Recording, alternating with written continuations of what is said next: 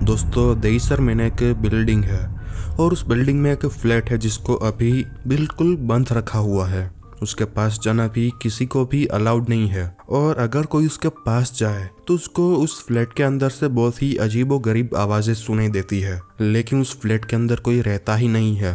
तो कहानी शुरू होती है मेघा और उसकी फैमिली से। इनकी फैमिली में ज्यादा लोग नहीं थे। एक मेघा थी जो कि हाउसवाइफ थी, जो कि पूरे दिन अपने घर में इसी फ्लैट में रहती थी। मेघा का हस्बैंड जिसका नाम था ब्रिजेश, वो भी ज्यादातर अपने काम के कारण बाहर ही रहता था और इनका एक बेटा भी है जिसका नाम है आरव। और इस फ्लैट में ये तीन ही लोग पहले रहते थे और इनकी लाइफ एकदम नॉर्मल थी। सब कुछ एकदम हंसी खुशी से बीत रहा था इनकी जिंदगी में। लेकिन तभी ये एक शाम की बात है। ब्रिजेश ड्राइंग रूम में सोफे पर बैठा हुआ था और सामने टेबल पे उसका फोन पड़ा हुआ था। ब्रिजेश अपने लैपटॉप में अपना कुछ काम कर रहा था, तभी उसका फोन बजता है। जैसे उसने फोन उठाया तो उसने देखा कि उसकी माँ का फोन है, वो भी गांव से। ब्रिजेश ने फोन उठाया और उनसे बात की। तभी ब्रिजेश की माँ ने एकदम ही अजीब सी सैड टोन में उससे कहा कि बेटा तुम मुझे यहाँ से कब लेकर जाओगे। तो ब्रिजेश ने बस ऐसा ही कह दिया कि माँ मैं अभी बहुत ही ज़्यादा काम में हूँ, तो मैं आपको बाद में फ़ोन करूँगा। और ऐसा बोल के उसने फ़ोन काट दिया।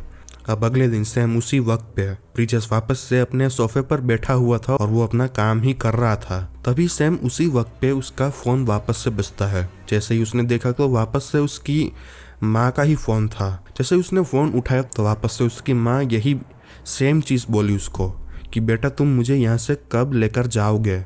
तो ब्रिजेश गुस्सा हो जाता है और वो अपनी माँ को बोल देता है कि आप हर रोज़ सेम टाइम पे मुझे फ़ोन करके बस ये एक ही चीज़ क्यों बोलती हो। मैंने आपको कहा ना कि मैं जब भी फ्री होगा मैं आपको वहाँ से लेकर जाऊँगा। ब्रिजेश की इतना बोलते ही फ़ोन कट हो जाता है। लेकिन ये एक अजीब बात थी क्योंकि पहले ब्रिजेश की माँ ऐसा बिल्कुल भी नहीं करती थी। जब से ब्रिजेश के डैड की मौत हुई है तब से ही ब्रिजेश की मॉम बहुत ही अजीब हरकतें करने लगी है। वो हर रोज़ शाम को एक ही वक्त पे हमेशा ऐसा ही फ़ोन करती है और हमेशा एक ही लाइन बोलती है कि तुम मुझे यहाँ से कब लेकर जाओगे। और ब्रिजेश भी अपने काम में पूरा बिजी है कितने ही महीनों से, तो वो उन्हें लेने तक नहीं जा पा रहा। और ऐसा भी नहीं है कि इनका गांव यहाँ पे पास में ही है, इनका गांव बहुत ही ज़्यादा दूर है। अब कुछ दिन बीत जाते हैं और इन्हीं दिनों में हर रोज़ शाम को ब्रिजेश बस ये देखता कि उसकी मॉम का फ़ोन नहीं आया। और यही देख के कि उसकी माँ उसे फ़ोन नहीं कर रही है, ब्रिजेश थोड़ा सा दुखी हो जाता है और वो अपने आप से ही कहता है कि मुझे ऐसा नहीं बोलना चाहिए था। आखिर क्या ही हो जाता अगर मैं उन्हें ऐसा कह देता कि कुछ दिनों बाद मैं आपको आके ले जाऊँगा। अब ब्रिजेश ये सोच ही रहा था कि तभी अचानक से फ़ोन बजता है। ब्रिजेश ने जल्दी से फ़ोन उठाया और जैसे ही उसने फ़ोन देखा तो फ़ोन पे उसके बॉस का नाम लिखा हुआ था। ब्रिजेश ने फ़ोन उठाया और उसके बॉस ने उसको बोला कि अगले 10 दिन के लिए उसको बाहर एक इम्पोर्टेंट काम करने के लिए जाना पड़ेगा। तो ब्रिजेश ने हाँ बोल दिया और फिर अगले दिन ही वो निकल जाता है और पीछे रह जाती है उसकी वाइफ मेघा और उसका बेटा आरव। दोनों इस फ्लैट में बिल्कुल अकेले थे और मेघा को भी यहाँ पे अकेले रहने की आदत पड़ चुकी थी क्योंकि सुबह से दोपहर तक तो आरव स्कूल चला जाता है। तो पूरे फ्लैट में मेघा बिल्कुल अकेले ही होती है, लेकिन उसे पता भी नहीं चलता कि उसका पूरा दिन अपने काम पे कहाँ बीत जाता है। तो अब ये एक रात की बात है।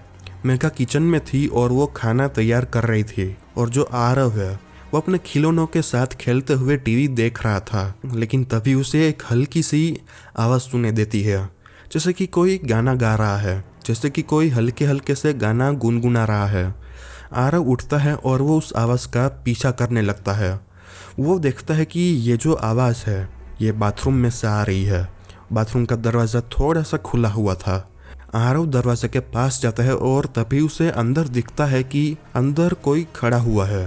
अंदर कोई बूढ़ी औरत खड़ी हुई थी जो कि आईने के सामने खड़ी हुई थी और वो गाना गुनगुना रही थी। वो दिखने में एकदम डरावनी थी और उसने पुरानी साड़ी पहनी हुई थी। आरव उसे देख ही रहा था और वो एकदम डर रहा था उसे देख के। तभी उस औरत ने शीशे में से आरव की ओर देखा।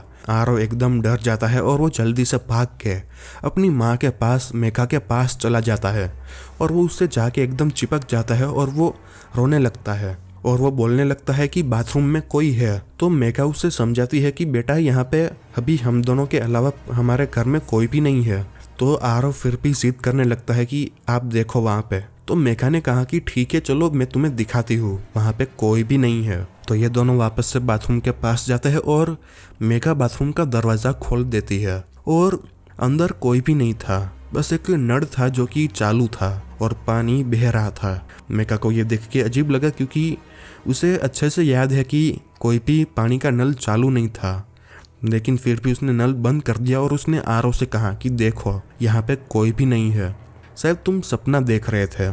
और ऐसा बोल के मेघा ने आरव को मना लिया और फिर वो आरव को डाइनिंग टेबल पे ले जाती है और उसे वो खाना खिला के सुला देती है और फिर मेघा भी सोने चली जाती है।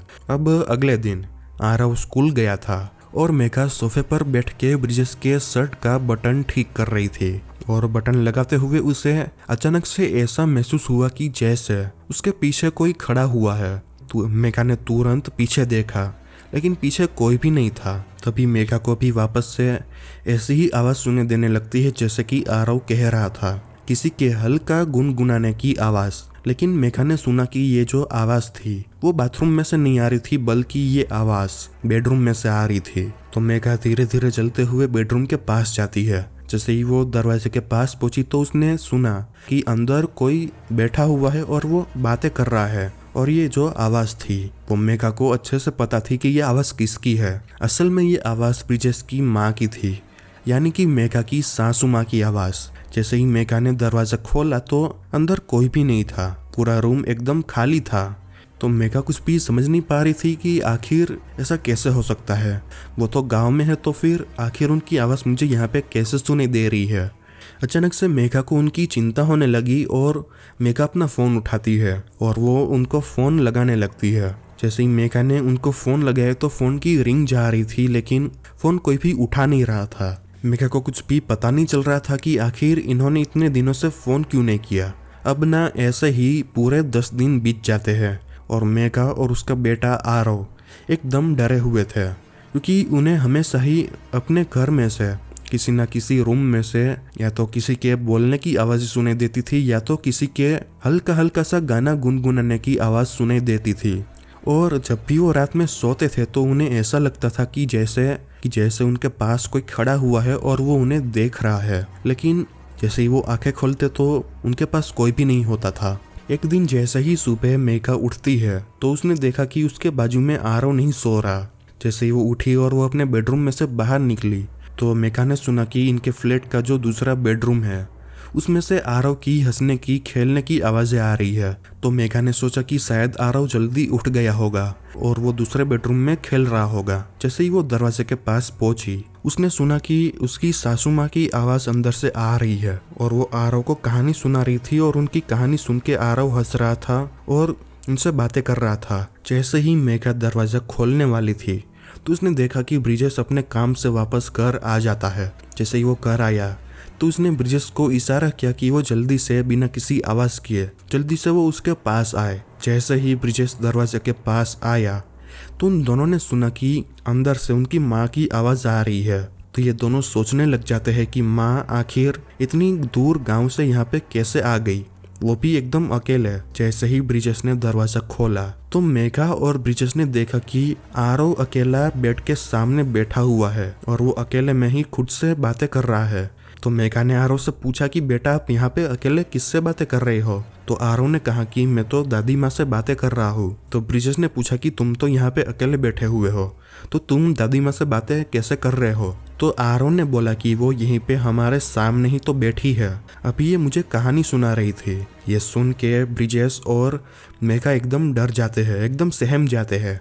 वो जल्दी से आरव को उठाते हैं और वो अपने घर से बाहर निकलने लगते हैं। तभी एकदम अचानक से इन्होंने देखा कि जितने भी बर्तन थे किचन में वो सभी नीचे गिरने लगते हैं। सारी खिड़कियां और दरवाजा खुलने और बंद होने लगते हैं और एकदम भूकंप सा आ जाता है जैसे इनके घर में। ब्रिजेश और मेघा जल्दी से जैसे तैसे करके अपने घर से बाहर निकलते हैं और इनके पास ही में एक पंडित रहते थे।